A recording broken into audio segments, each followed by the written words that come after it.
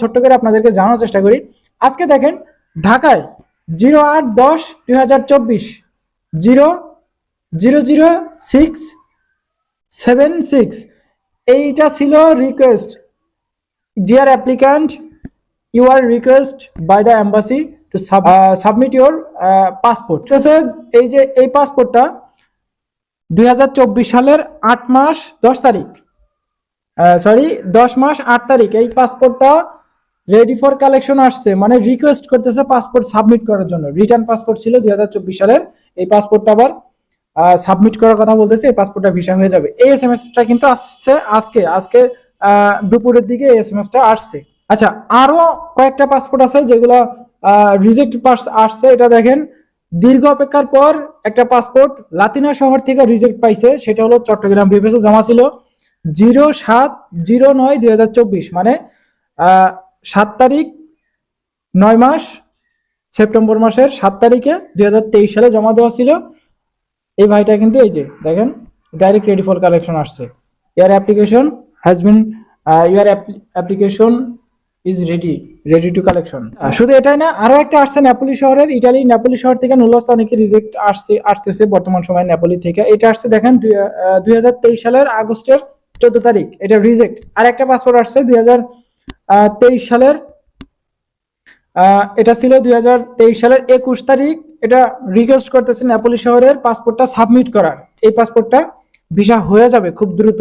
আচ্ছা, আরো একটা পাসপোর্ট রিজেক্টের সংখ্যা আসছে, রিজেক্টের একটা এসএমএস আসছে, সেটা হলো সিলেট ভিএফএস এ চট্টগ্রাম ভিএফএস 01/10/23 সালের অক্টোবর মাসের 1 তারিখে জমা দেওয়া ছিল। তার সিরিয়াল নাম্বার ছিল 0031, 31 নাম্বার সিরিয়াল। এই ভাইটা ডাইরেক্ট রেডি ফর কালেকশন পাইছে। এই যে এই ভাইটা ডাইরেক্ট রেডি ফর কালেকশন পাইছে। এখানে বলতেছে your application is ready for collection. এই পাসপোর্টটা রিজেক্ট। 23 সালে যারা ডাইরেক্ট রেডি ফর কালেকশন পাবেন, এগুলা বলা লাগবে না, এগুলো সবাই জানেন যে এগুলো রিজেক্ট করবে। আরো একটা পাসপোর্ট আসছে, এটা হলো ঢাকা ভিএফএসে জমা দেওয়া ছিল, এটাও রিজেক্ট পাসপোর্ট নেপোলি শহরের। ঢাকা 31/8/23 আগস্ট মাসের 31 তারিখে একটা passport ready for collection direct চলে আসছে, এটাও কিন্তু রিজেক্ট। তো প্রচুর সংখ্যক পাসপোর্ট 2023 সালের আজকে রেডি ফর কালেকশন আসছে। জানি না এই পাসপোর্ট গুলা গণহারে রিজেক্ট কেন করতেছে।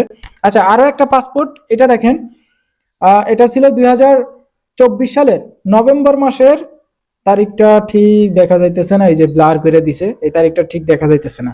তো যাই হোক, এটা ছিল নভেম্বর মাসের, শুধু মাসটা একটু দেখা যাইতেছে, নভেম্বর 2024।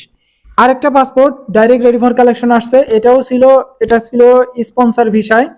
এটা ছিল চট্টগ্রাম ভিএফএসে 7 তারিখ 9 মাস 23 সালের, এটার সিরিয়াল নাম্বার ছিল 53। আরেকটা পাসপোর্ট রিজেক্ট আসছে 2024 সালের 8 তারিখ 10 মাস অক্টোবর মাসের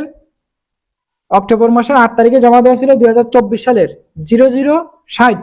deer applicant, you are requested by the embassy to submit your passport. এই যে দেখেন, এই যে রিকোয়েস্টেড টু, এই যে passport to your submit. Okay, এই পাসপোর্টটা অলরেডি ভিসা পাবে। এই পাসপোর্টটা জমা দেওয়া ছিল 2024 সালের। এই 24 সালের বেশিরভাগ দেখি যে রিকোয়েস্ট আসতেছে পাসপোর্ট সাবমিট করার।